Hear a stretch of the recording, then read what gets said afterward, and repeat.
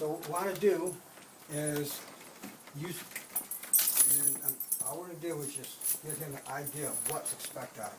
So I'm going to walk out over the threshold, learn how to use the door by yourself because you're probably walking dogs by yourself. So I can say, Oliver, good boy, Oliver's hungry. It is Oliver, right? Mm-hmm. Oliver, Oliver, Oliver. Anything I say, but he cannot move off of that sit until I give him the command. Right. And it's not going to be a verbal. It's going to be about, it's just be a little bit of a tap. Now he's coming over to you. Now, this is where it's all going to begin.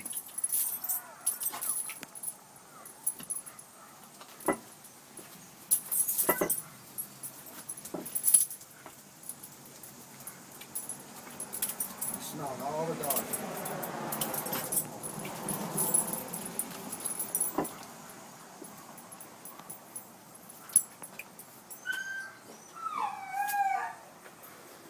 So Oliver's a good boy.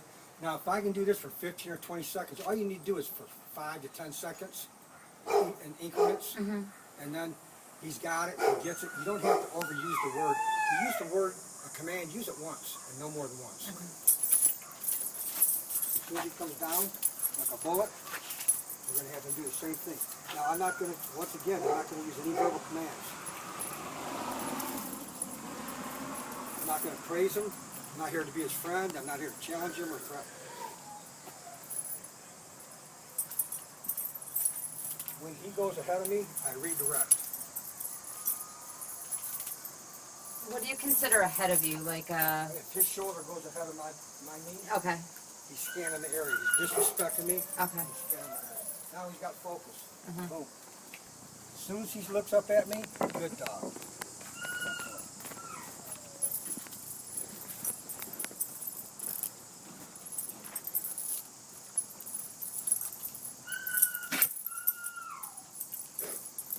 Good. That's what we want, right there, that focus. When we got that focus, then we know where he's at.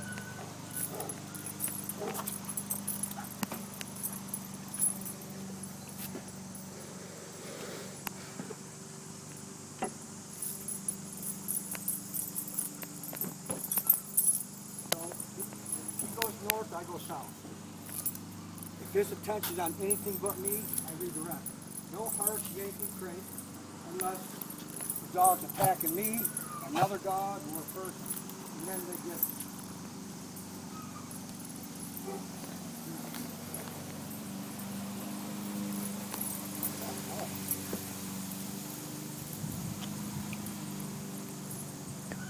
And you critique, I know you have him right next to you. We'll critique that. All we're after right now is focus. Okay. Just his attention. So we got 2 fingers. Goes ahead. And now he's already watching me enough. When they're close to you, they can see when you go to turn. Good boy. That focus. So I can run. I can walk slow. I can get. I can go backwards. Whatever I'm doing, he's watching me. So I'm not watching him. Oh my god. Oh my god, you're killing me. Good luck. I'm serious. That dog doesn't move. Look at that.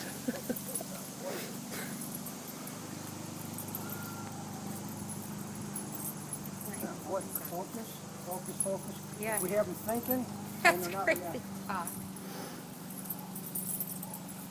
Jake, come. Good boy. Stop. Stand. Okay?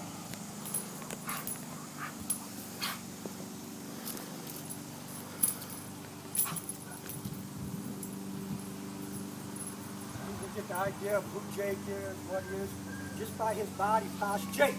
Oh, he's probably got his little feet. That's that's fine. fine. That's fine. That's We've been in this truck a long time. that's fine. Yeah.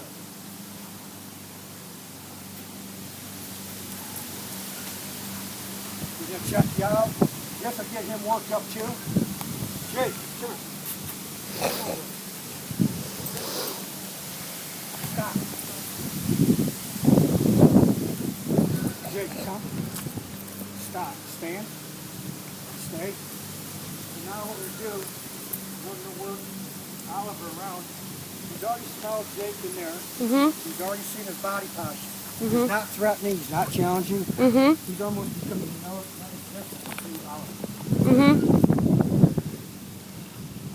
So now what I'm doing is I'm letting Oliver smell it.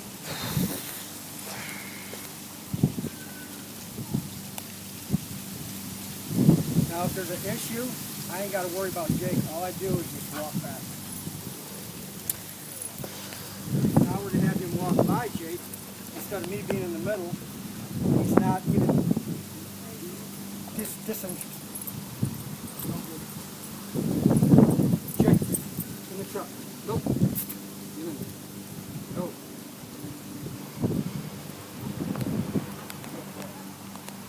So what we did is we raised up the stressor with me. Then he kind of got a little bit comfy, and then we raised it up with Jake. Started to be okay. I put Jake back in. Now it's just me and him again. Now all we're going to do is get to a basic, respectable walk. Nothing more.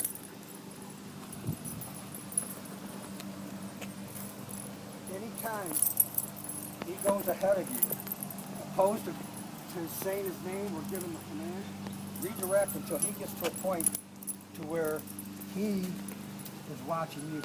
And remember, you won't have as many distractions as I have right now. You two are the biggest distraction in the world, and then Jake, and then me.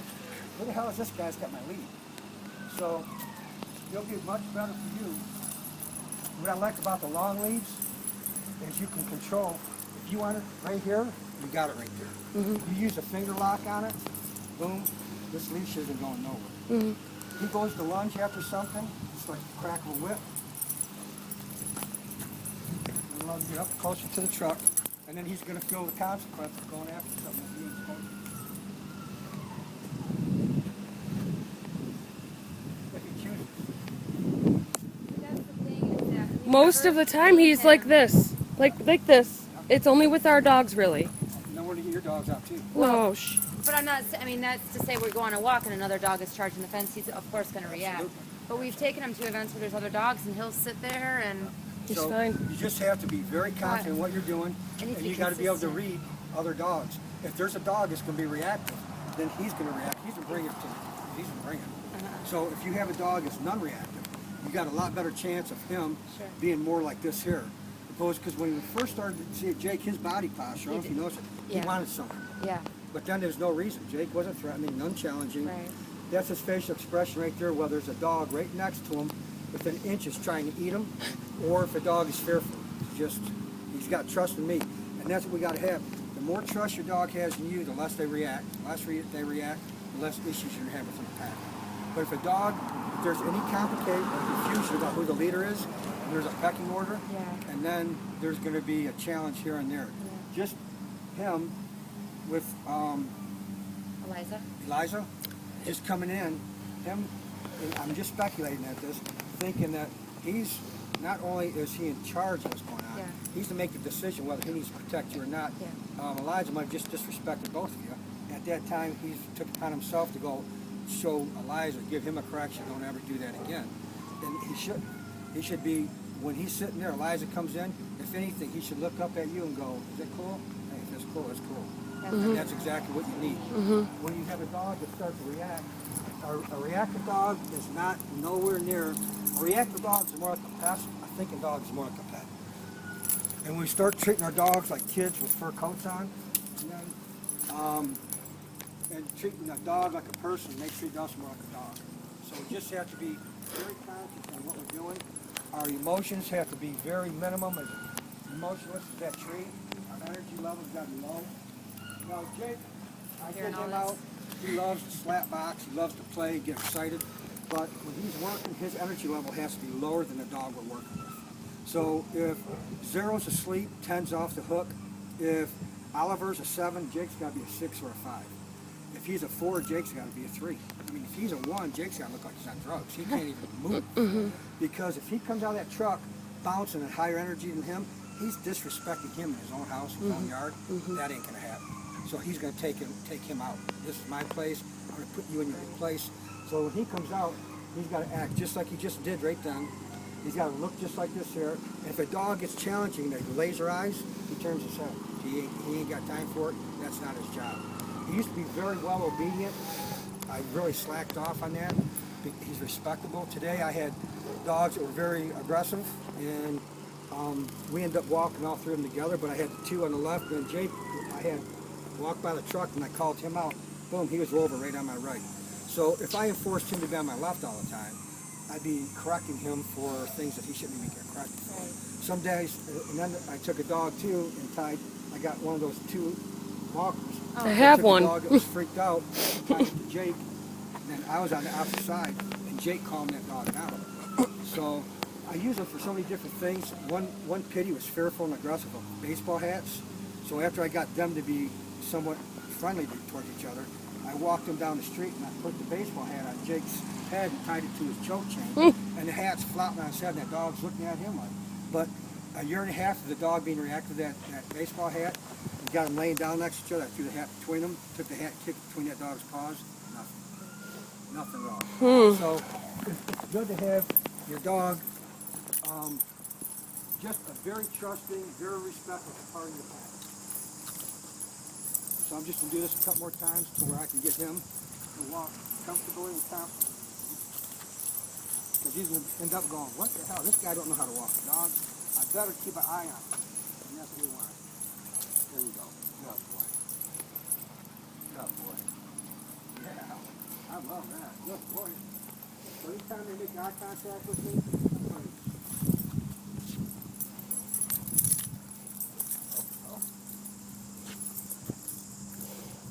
I'll let him figure this out with the leash.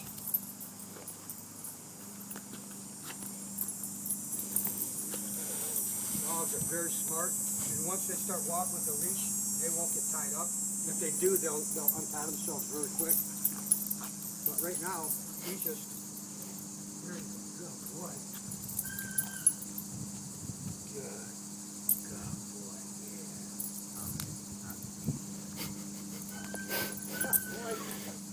So when I have a dog stay, I use my right leg to come out because they pick up our body language so quick. They're professionals. When I want them to heel, I'll use my left heel. And it's just a little subtlety, but it helps so much. Body language, facial expressions, emotions, energy. If you got a handle on all that, you're already starting off with a good, productive walk. So I use this technique of leash handling. This is my strong hand, this is my guide hand, my weak hand. And all this does is just kind of give the guy a little bit of a cheat sheet. If he starts to wander one way or the other, I'll give him a little bit, but if he's determined to go in one direction without me, I'll just gather the leash back up, boom, and walk again. You've got to give them an opportunity to make a decision to fail. If we're constantly doing this right here, they don't have an opportunity, and they're constantly going to be doing, the brain's going to be going. But if we give them the opportunity to fail, and then they make a decision, they make the right one, they get praised right there, good boy, then they start to get it, they adapt very well. Good boy. And I'm cheating a little bit too, so before I go to turn, or I stop, I'm going to do this with my feet, just to give them a heads up.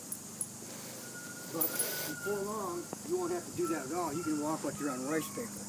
And if he's right next to you, he's watching, so anything you do, he's already got it. And that's what he's going to live for. They love us unconditionally every morning, but when they wake up, they fall back onto their instincts and their bad behaviors, and they don't know that what they're doing is wrong. So if we don't give them a consequence for a bad deed, it's almost like a driver's ed teacher telling us what a green light means, but never telling us what a red light means. So I'd rather have somebody smack him back in the head and say, run a red light again, and you're going to get killed. You're going to kill somebody. So same with them. If they go to lunge after a dog, they got to get popped. A dog that just tried to attack me today, all we did, I had the guy do, is take his breath away. And so just by this right here, as soon as the dog lunged at me, he pulled up, front 2 feet up off the ground, just enough to give the dog a gag reflex, and boom. But it went from the dog literally trying to attack me in a matter of minutes, me having the leash in my hand. He had the leash here, I had him put my leash on, and I said, okay, drop your leash. Boom, as soon as we started walking, the dog charged me, bam, he got one choke, started walking. As soon as he started to get a little bit comfortable with me, but not really sure, boom, Jake was out, and Jake's walking next to us. So then he went from me to Jake, and Jake back in, back to me. I wasn't a threat no more. Never tried to bite me again. But we just got to think like a canine, just like they do. And once you do that, once you get in their head and you start to flip switches around, all they're going to be doing is when you're around is looking at you, turning that head. What do you want? What do you want to do? The reactiveness subsides, the thinking starts to take place. Okay. So now what we're going to do, just at the end of every walk, we'll do the same thing. This here.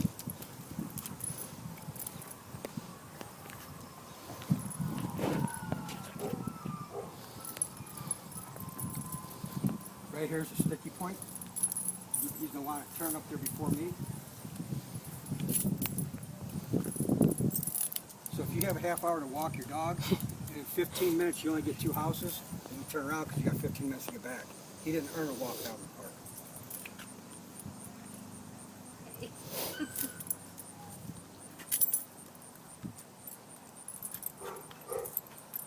And if they already know sit, I usually don't praise, because it's almost like telling a kid to put their plate in the sink. Oh my God, let's go get you a pair of tennis shoes, get you a game, get an ice cream.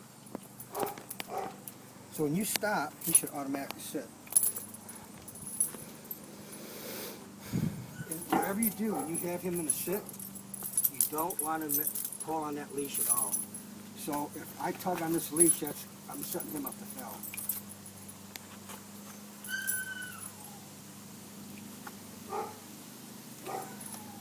So I want to have plenty of slack in this leash when I go to walk up here.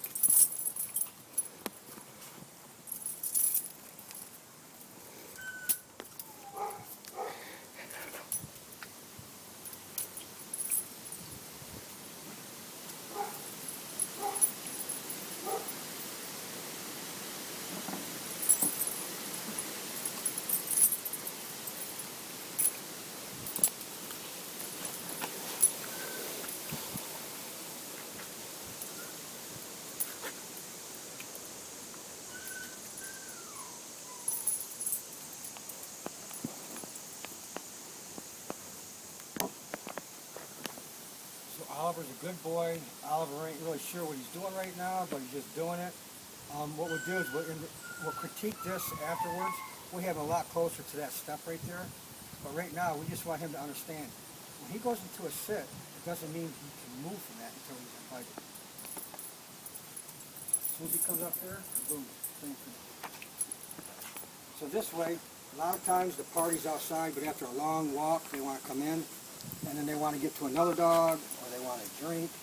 You got to be the resource.